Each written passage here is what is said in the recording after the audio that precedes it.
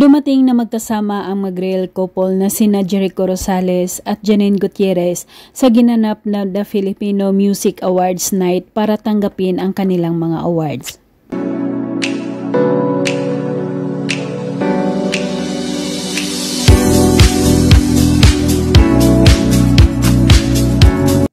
Terno ang kasuotan ng dalawa na parehong kulay puti, na talagang super bagay na bagay sa kanilang dalawa at napakaganda at gwapo nila.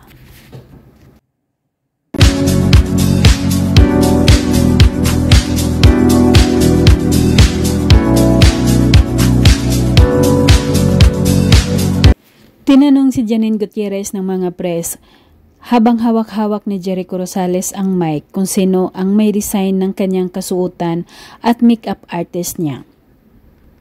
I honestly just follow my team when it comes to the look. So my makeup is by Antea Bueno and Jack Feliciano, and then we just try to do a look that would inspire.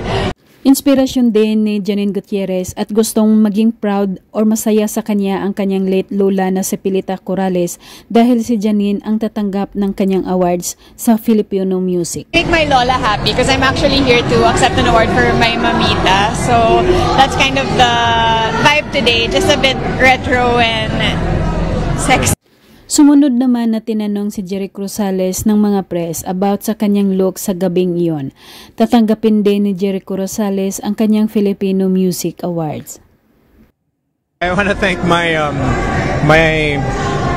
brother from another mother, Emmanuel Caro, for grooming. This is Napalingon sina Jericho Rosales at Janine Gutierrez sa loob ng venue habang hawak-hawak kamay ito nang bigla silang tinawag ng kanilang mga fans na super kinilig sa kanilang dalawa.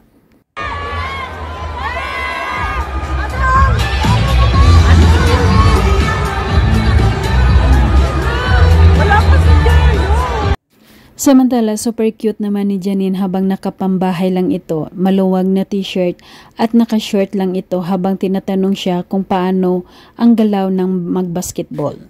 You're going to shoot a basketball.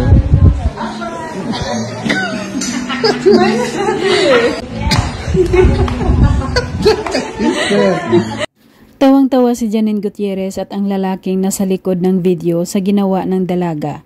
Sinusunod niya ang lahat ng sasabihin sa kanya, kaya tawanan na lang silang lahat.